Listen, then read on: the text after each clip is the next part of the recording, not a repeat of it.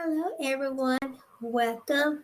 Today, I want to go over a topic is the three biggest mistakes Christian entrepreneurs make and how to fix them with Bible verses.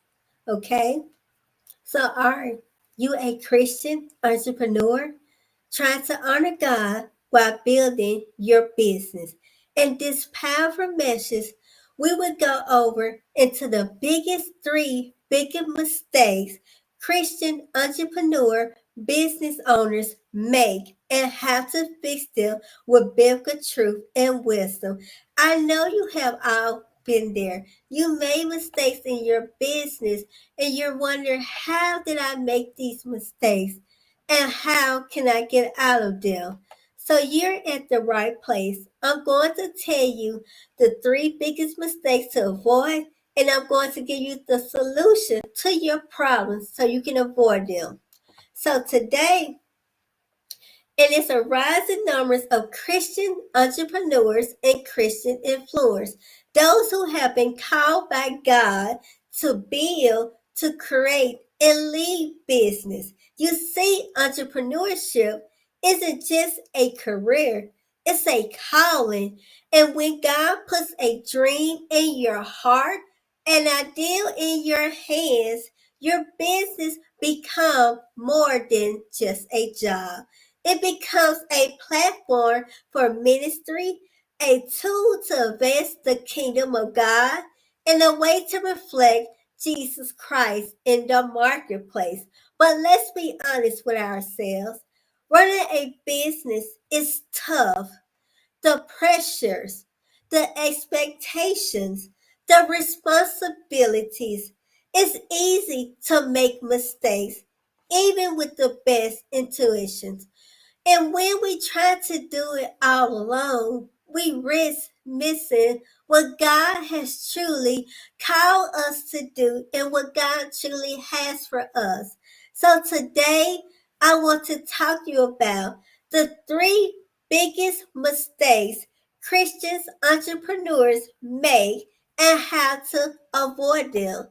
So let's go right into the word for guidance. So open up your Bible and read this with me in Psalms 127:1. Unless the Lord builds the house, the builder labors in vain. Unless the Lord watches over the city, the guards stand watch in vain.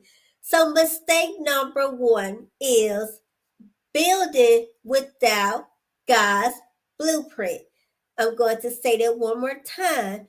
Building without God's blueprint. Many Christians build business, and many Christians, business owners, they get excited about an idea and they run with it. But they pour time, money, and energy into building something they believe will succeed. But here's the problem: they never ask God first. So go back to Matthew 6:33, which is said, seek the kingdom of God first and his righteousness, and all things will be added unto you. It's easy to think, I have the experience, I have a vision, I can figure this out. But unless Jesus Christ is in the middle of it or first before it, you're selling yourself up for unnecessary struggle. So I know you're wondering how to fix it. The first thing you need to do is seek God's vision before making decisions. Don't just ask him to bless your plans. Ask him what his plans is for. And the next one is pray before you plan. And James 1:5, it reminds us, if any of you lack wisdom, you should ask God, who gives generously to all without finding fault. So don't just invite God into your business. Give him full ownership of your business, and you will be successful. And you will not fail in your business or make any mistakes. When the Holy Spirit leads your steps with be order, you may not avoid every challenge, but you'll walk with confidence, knowing you're aligned with God's will. Mistake number two, prioritizing profit over purpose. Oh, I know that one. It hit really deep. So go back to your Bibles and open it up to Matthew 6:33. But seek first his kingdom and his righteousness, and all things will be added unto you. Let's be honest. Money is important. You need it to pay bills, grow your business, and bless your family. But when profits becomes the priority, it's easy to lose sight of your God-given purpose. When Christian entrepreneurs start chasing numbers instead of souls, they fall into compromise. Maybe it's dishonest marketing, underplanned employees, are cutting corners to save costs. Jesus said in Luke 16:33, you cannot serve both God and money. That doesn't mean money is evil, but it means money must serve the mission and not the other way around. So, how to fix it? You're going to have to reconnect with your why. Ask yourself, why did God give me this business? Who am I called to serve? Create values for your business that reflects the teachings of Jesus Christ. Honesty, generosity, compassion, and integrity. Use your business as a ministry platform to discipline, to witness, to give. Remember, Proverbs 16:3 says, commit to the Lord whatever you do, and he will establish your plans. When you build with purpose first, profit falls in a way that honors God and blesses others. Mistake number three, ignoring rest in the Sabbath.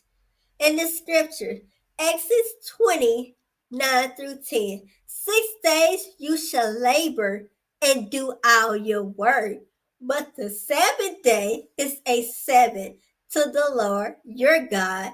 On it you shall not do any work. Entrepreneurs are often wired to grind nonstop. Hustle culture tells you if you're not working 80 hours a week, you don't want it bad enough. But let me remind you, even God rested. In Genesis, after creating the heavens and the earth, God took the seventh day, and what did he do? He rested and made it holy. Rest isn't laziness, it's obedience. It's saying, God, I trust you more than I trust my own effort.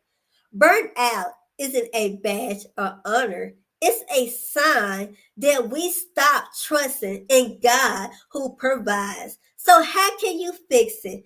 Establish a weekly Sabbath where you unplug from work, reflect, worship, and rest.